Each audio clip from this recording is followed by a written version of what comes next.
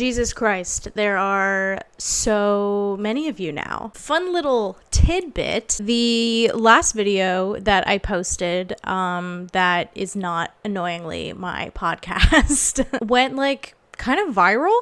I've literally never had someone look at anything I've made 5,000 times in my life. My original suspicion would be like, oh, it's probably just like my best friend's family, like watching the same video 5,000 times.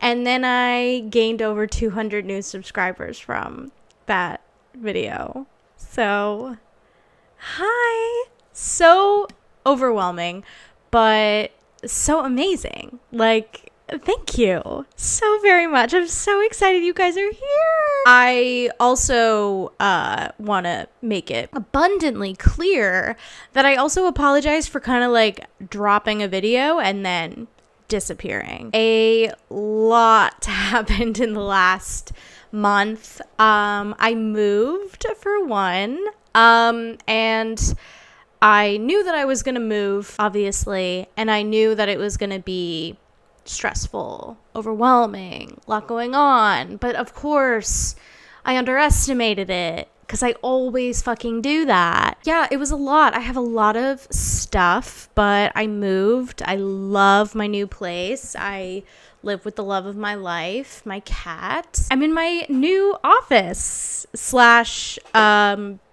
whatever my partner does in here when I'm not in here. There are like studies that are out and about that say like moving is objectively like one of the most stressful experiences a human can go through. That's like not officially labeled as trauma. So, you know, you take that very real truth and then you back it up with the fact that I am truly a useless human being. And yeah, it took even longer. I'm not even fully unpacked. I still have 3 boxes left. I opened one and it was just filled to the brim with bobby pins. I was like, I can't deal with this right now. But I'm back and I'm so excited that so many of you are here. If you don't know me, my name is Gabe the Babe and I am always afraid. And this channel is officially a channel where I just kind of hop on here and talk about whatever I want. But it has unofficially become a horror enthusiast channel because whenever I get on here, the only thing that I really want to talk about are scary movies that I love and despise. So that's kind of what we're just doing here and rolling with the punches. But you know, I'm a former student. I'm a former victim of our education system. And that's really hard for me to shake, which is why I am really excited for the second installation of everyone's favorite series that nobody asked for, Decades of Doom. In each episode, we will be going over and ranking pivotal horror movies of the time while also exploring their social and cultural impacts. So just to give a proper breakdown about how I am going to be formatting these videos from now on, especially since as we go from decade to decade, the list of horror movies just gets longer and longer, and I don't want to lose my mind more than I already have. So essentially, I am basing this whole video on Letterboxd because I'm incapable of making a video without their aid and help. So I'm going to be watching the top 10 all-time most popular films of that decade, and then that's how I'm compiling my list. I'm gonna start with ranking the one that sort of like quote-unquote least impressed me, and then end on the one that I feel like is the movie, the horror movie of the decade, perfectly encapsulates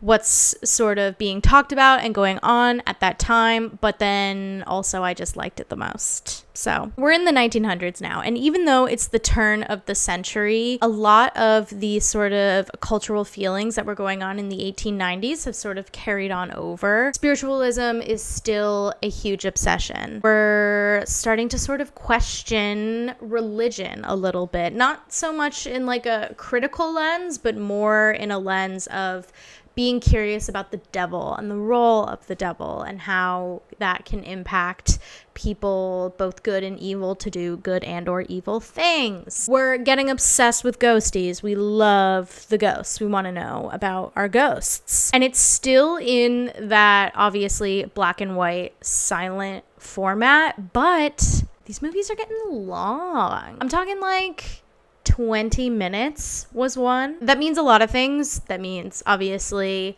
film is developing like physically over the course of the decade, making it possible to do movies in longer forms.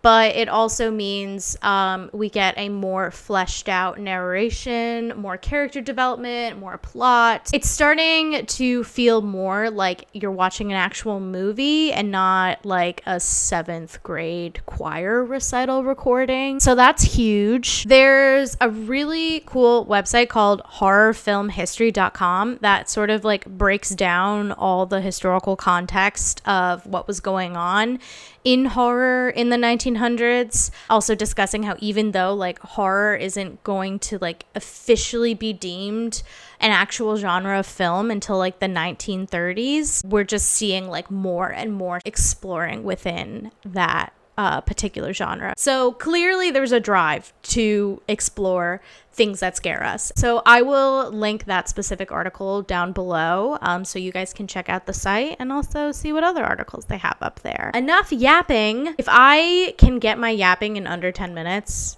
I will have succeeded. We're just going to break it down incrementally, you know? So without further ado, let us dive into the 1900s horror film that I liked the least out of all of these. The Monster, or Le Monstre. If I'm ever gonna be fucking around with my French, we should know at this point that it's probably because of our good old pal, Georges Méliès. Still going strong in 1903. Also, you guys probably get the gist at this point, but I am going to be reading the letterboxed summary, which for these movies, like the other ones, means that I'm going to just be reading you exactly what happens in the goddamn film. In The Monster, an Egyptian prince has lost his beloved wife, and he has sought a dervish who dwells at the base of a sphinx. And what the rest of the summary wishes to say is to help bring his wife back from the dead. This is one of the first films ever to depict the dead rising. And this film actually will go on to inspire a lot of Frankenstein movies. Obviously, Frankenstein is inspired by Mary Shelley's book, but a lot of the cinematography and choreographed choices of A Monster is what a lot of those movies are modeling after in order to achieve that like scary monster effect. And then The Mummy, obviously, and many of the Mummy movies to come are based on this film. We're getting more advanced special effects. Méliès is definitely like cruising on the high of coming up with films that are very unsettling because they kind of make the unreal look real. He's riding those coattails. He's doing the damn thing. He's heavily flawed, but he's still doing it. This is also kind of a tonal shift in Méliès's other films because a lot of his films in the 1890s, though very unsettling and scary, they were like pretty silly. Obviously, I'm not saying it's like such a master shift in comparison to like movies that we see and make today, but it's definitely sort of hinting at like a darker tone. There's grief, there's loss, there's obsession with sort of playing God and going against nature in order to get back something you lost. So it's definitely got some more mature themes, and then, you know, it's got like a skeleton dancing around, so like it kind of makes the point moot, but it's going in that direction. There was also, as we know, a huge supernatural obsession at this time. With that obsession came a lot of curiosity in Egyptology because of the way Egyptians had been practicing their like specific death rituals. It fascinated a lot of Westerners. Maybe intentions were good mostly, but you know, there was curiosity that I think ultimately led to like tokenization and stereotypes. For the sake of what I can only hope Méliès was going for, there was a curiosity powerful enough to kind of explore a version of that, even though it's whitewashing it. It's also something that Frankenstein did very well, a blending of sort of science and dark magic in order to achieve a specific goal. I did wonder why they were playing music from Barbie and the Nutcracker.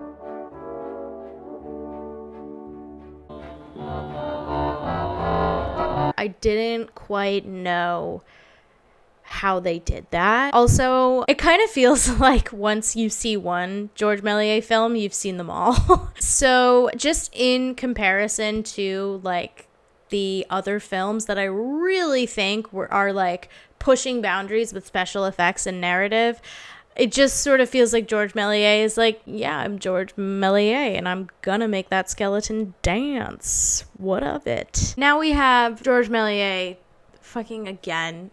Only it's 1906. The Merry Frolics of Satan, which I think I want to get just like tattooed somewhere. This shit is long. I think this is the longest movie that I have in my list. It's 22 minutes. It's fucking wild. Two travelers are tormented by Satan from inn to inn and eventually experience a buggy ride through the heavens courtesy of the devil before he takes one of them down to hell and roasts him on a spit.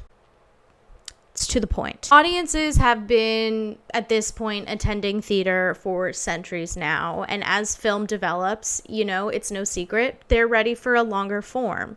So George Méliès said, I'm George Méliès. Let me make a skeleton dance for now 20 minutes. Don't even worry about it. This is peak entertainment. It just, I think, made sense that film would inevitably develop in a longer form because of theater. And it was sort of like, as film was sort of coming to be, I think people were like, I'm putting on my Sunday best just to sit in a theater for a total of 15 minutes. And the majority of that is just having all the people walk in and sit and then walk back out. The actual watching of the film is like 90 seconds long. It was time for a change. This is just everything we already know and quote unquote love about George Méliès' films. It's 20 minutes long. There's the devil. There's TikTok dances. So when it like hits minute 20, it's again kind of like, I get it. I understand. The portrayal of Satan in a lot of Méliès' films, it's ironic because it's literally evil incarnate, and yet he's like kind of flamboyant. Like, Satan's fun. In addition to me thinking that this is just like a very like goofy and silly thing to do, it's also reflecting a sort of bigger conversation that's going on in culture at that time with sort of the supernatural and spiritualism. People are getting interested in the occult, not necessarily like masses going to join up with Satan, but there was that going on too, but more so exploring the devil from a curious standpoint rather than, I think, like a very rigid view of evil. We don't discuss him. We don't even think of him because we want to get to heaven. And the cool thing is, with this being available in color, it's available in color because some motherfucker hand painted frame by frame to get this movie to be watchable in color.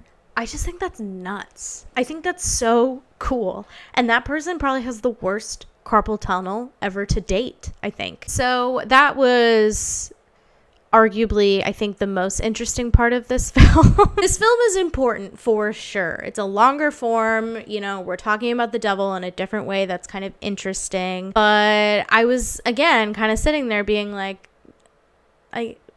I get it. I was dog sitting too, so like I think maybe my head just wasn't fully in it because I specifically work with dogs that have a lot of separation anxiety. So maybe I was operating from a place that was like, please God, don't piss and shit on the floor. And that'll really like damper any watching experience. Maybe I'm being a little too hateful, but I kind of was like, for sure. I got it. All right. In 8th place, we have George again in a 2-minute feature film called The Infernal Cauldron. A green-skinned demon places a woman and 2 courtiers into a flaming cauldron. That's my George doing what we all expect him to do. Again, this film is really cool. Not really for anything to do with George Méliès. It's that hand-painted coloring again that I'm like, who's doing that? It's 1903, so this came out I think before Merry Frolics of Satan did, and it's like, yep, we're preying on religious fanaticism, we're exploring the devil, we're making him gay because being gay is a sin, don't forget. I don't know, I have a theory. I feel like the reason why this film is so popular for the decade in regards to like horror is because it's made by George Méliès and it's available in color and it's short. I think one could argue, and I'm not going to because there's like 8 other films that I like way better than this one. I would be very open to hearing an argument that this is the film of the 1900s because of exploring all of those themes, and the practical effects are impressive for the time, and it's George. Yeah, it's good, but there's better ones in my opinion. All right, next up we have 1901's The Devil and the Statue. Of course, directed by none other than George Méliès. I'm so sick of saying that name. This is a longer, brace yourselves. At the beginning of the scene, Romeo in his gondola sings to Juliet a sentimental song, which we don't hear because it's silent. Then he goes away. Hardly has he departed when the colonnade falls to pieces, disclosing the devil. Juliet, frightened, runs to the window and calls Romeo. The latter attempts to enter and protect his fiancée, but at a gesture from the devil, the window is instantly covered with a grating that Romeo makes frantic efforts to break. The devil begins to dance a wild dance before Juliet, who is beside herself from terror. This is so hard to read, and it's so long. My guys, is Letterboxd offering jobs? Like, I would love one. The devil gradually becomes the size of a giant. A novel effect in parentheses, which I do believe it is cool. Juliet implores the statue of Madonna, which becomes animated, descends from its pedestal, and stretches out its arms before ordering the devil to disappear. Now you guys have seen the movie. This actually was one of the more enjoyable films from him to watch. I think there were more characters in it, and that was just more fun. I don't really know what else. This is one of the first moral allegories that we see in a film of like ever, which is pretty cool. Obviously, throughout all films, not just exclusively horror, we've seen symbols and representations as well as allusions to greater themes. This is the first time where we're getting like a more direct reflection, i.e., like a statue representing a greater deity. And I do love that feminist moment of Madonna coming to life and being like, get your Donnie Darko looking ass right out of this room. And I like the Romeo and Juliet spin. I thought that was kind of fun. I like that Juliet saves herself and Romeo's just kind of fucking useless. It's one of the better Méliès films, and in my opinion, in terms of like, I didn't get like painstakingly bored watching more things dance around the room. Then we have The Haunted Curiosity Shop. And guys, it's not fucking directed by George Méliès. You could be fooled though. You absolutely could be fooled because there is a blackface. So I can understand why there would be some confusion of this surely must be the work of George. It's not. Fuck. This was actually directed by Walter R. Booth, who, in addition to being racist, was a former magician, which is pretty neat. It also meant that he had a ton of knowledge on practical and special effects. And this is also one of the first British installations of horror. The Brits are in fact coming. They are contributing to the genre here. In my opinion, a almost perfect film of the decade. These special effects are awesome. Like, way better than George, in my opinion. And I do think having a magician's background is the most insane thing to say, apart from the blackface. Big ol' whoopsie on that. I loved this film. I was really entertained and really impressed by the effects. It was actually like surprising how good the special effects were. And they also employed little people, which the 2025 Snow White movie didn't even do. Sorry guys, I literally could not stop yawning there. So I had to get a Guy Fieri seltzer to wake me up. Mental illness works in mysterious ways. It's actually good though. We have a 1900s turn of the century masterpiece that is just how it feels to be run over. Arguably the title of my autobiography, what it is like to live every day in my head. Also, not directed by George Méliès. It is Cecil M. Hepworth. As the cameraman looks down an open road, a horse and carriage approaches and passes by to one side of the field view. Soon afterwards, an automobile comes up the road straight towards the camera. As it gets nearer, the occupants start to wave frantically. But can a collision be avoided? No. It can be argued that this is actually like the world's first jump scare. Like having something getting closer and closer to the camera, and then it's just like, bah! Boop, bing, bing, bah, boop, bah, boop, bah. That's where Kendrick drew the inspiration from that line. Oh my god, the seltzer. It's literally a POV shot as like a car is gonna crash towards the screen. It's shit's wild. Unhinged in the 20th century. This is also preying on advancement anxiety, which we've kind of talked about. Automobiles at this point are relatively new, and so there is sort of like a fear of the new. And it's also like kind of like creeping on our anxieties because it shows the horse first, and it's just like it goes peacefully down the road, no problemo, and then we get hit by this fucking rogue car. So just really upping the ante in terms of fucking horror. I thought that this was really a very cool film and definitely indicative of the turn of the century. I just think it really encapsulates a lot of what is going on in the real world. Like there's a lot of supernatural anxiety and fascination, but also like what about the monsters in our own world? What about the fucking cars? I'm reading Christine right now by Stephen King, so I'm like, yeah, cars are fucking scary. All right, let's not normalize cars. Up next we have 1907's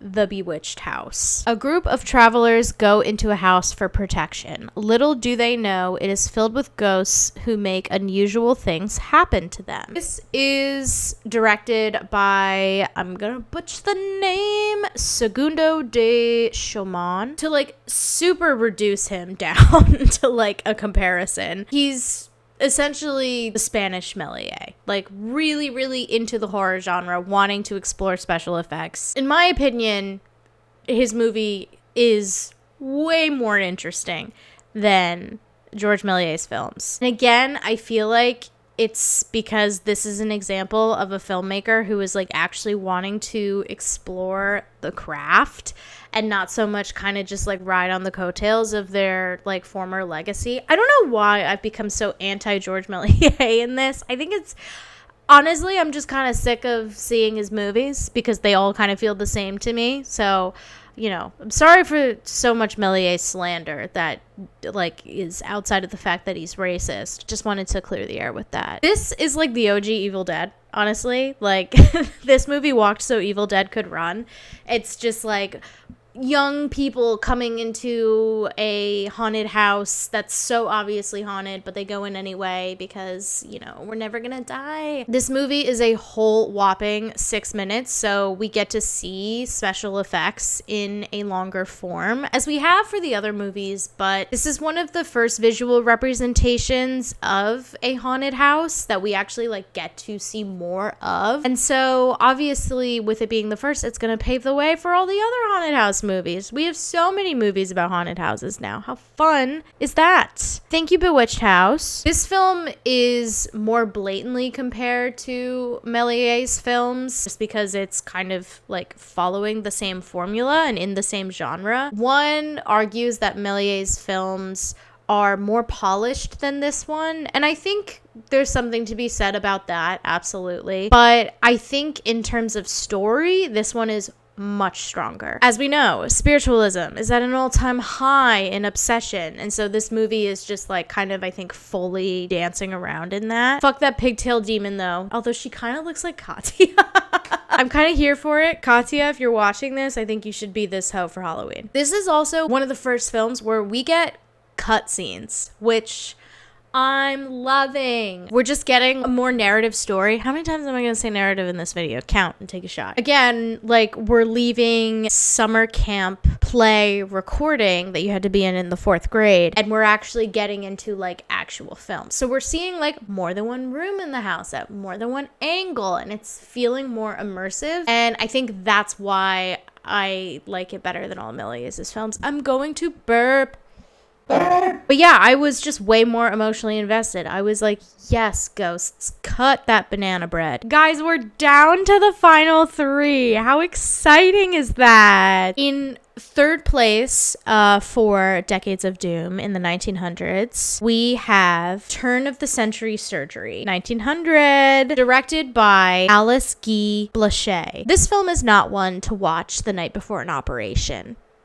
Thank you for the trigger warning. In this clinic, a sign pleads, "On est prie de ne pas crier."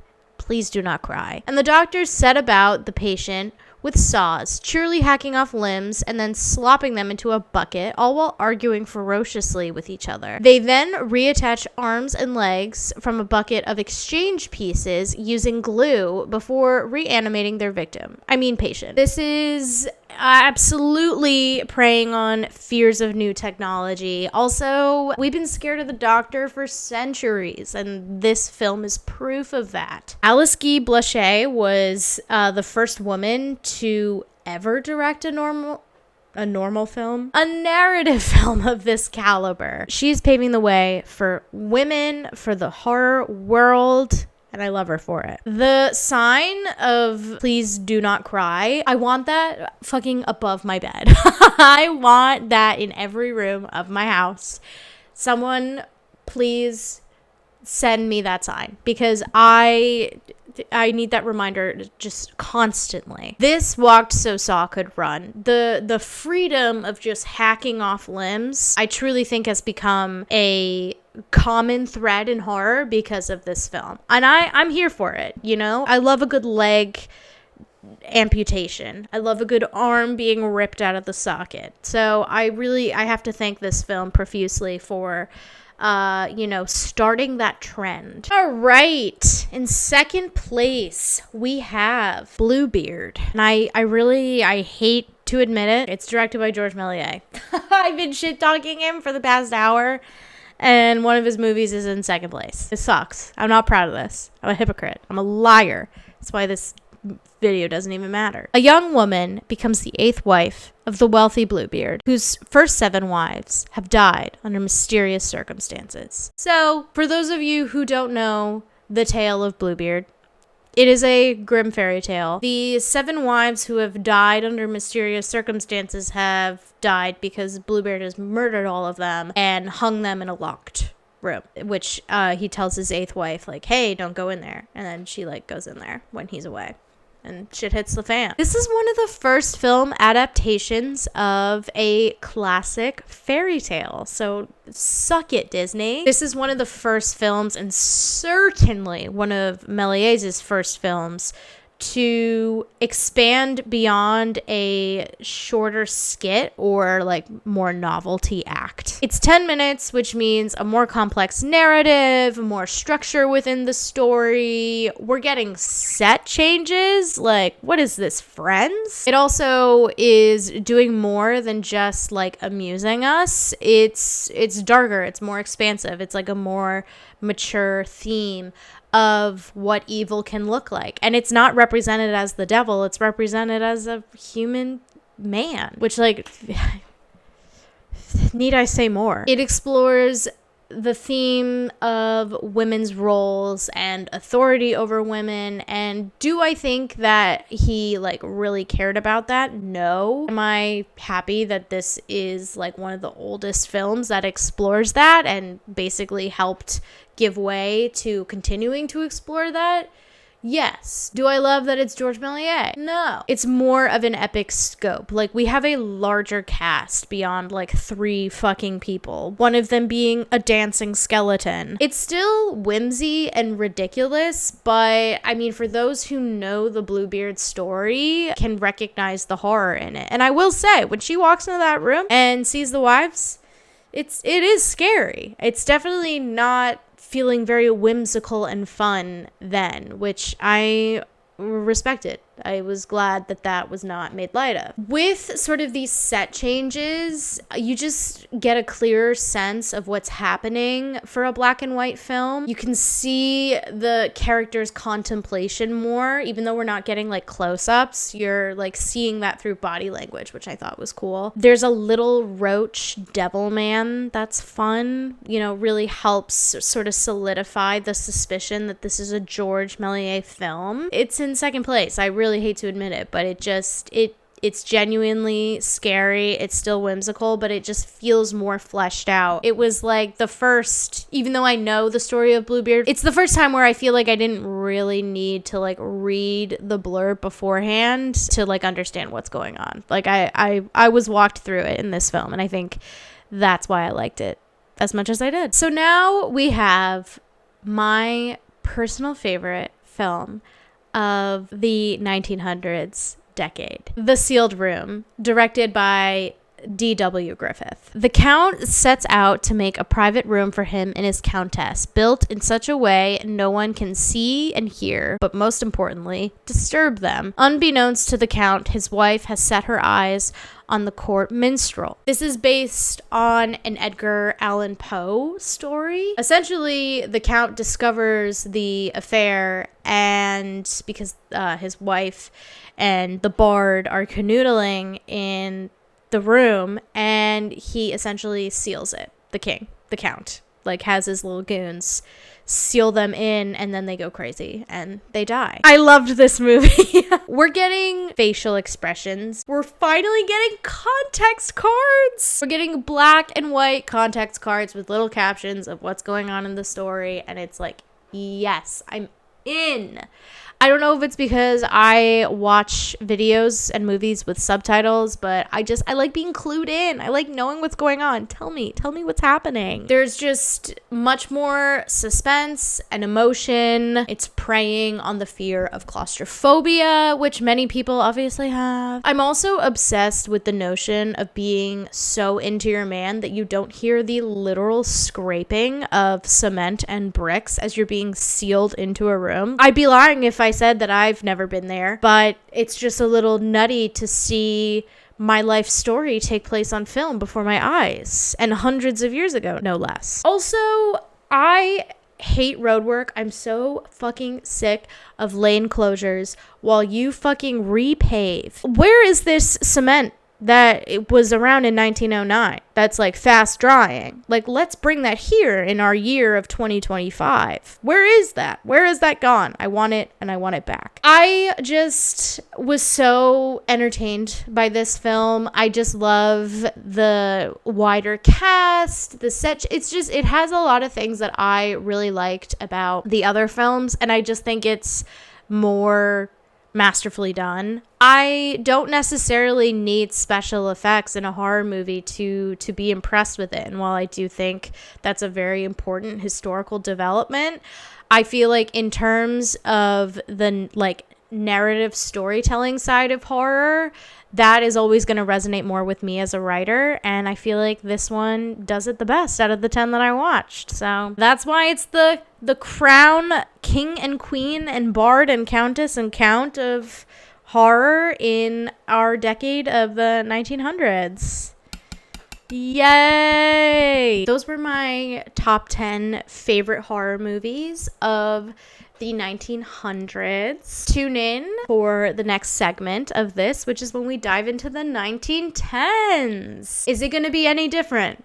I don't know. I think the movies will be longer and I think skeletons will dance, but maybe I'll be surprised. Thank you so much for watching this. I hope you enjoyed it. As always, this video was super fun to make. I love talking about movies that were made in the century in which I was born. I think that's so fun for me and hopefully for you. If you liked this video and this second installation of the Decades of Doom series, show me how much. Give it a comment, a like, subscribe. Let me know if any of these movies that I watched are your favorite film of the 1900s, the decade, or if you have like another one that I missed. Let me know. But let's be nice. We're all so nice here. I love us here, guys. If you want to see more of me, I put out a new video at least once a month. I try. Now that I've moved, I feel like that's going to be much easier to do. I also have a Patreon, so if you want to see even more of me, feel free to become a member there or not. Totally cool with me. I also have a podcast with my best friend in the entire world where we talk about whatever pops into our little heads. So be sure to give that a listen as well. Until next time, thanks. Bye.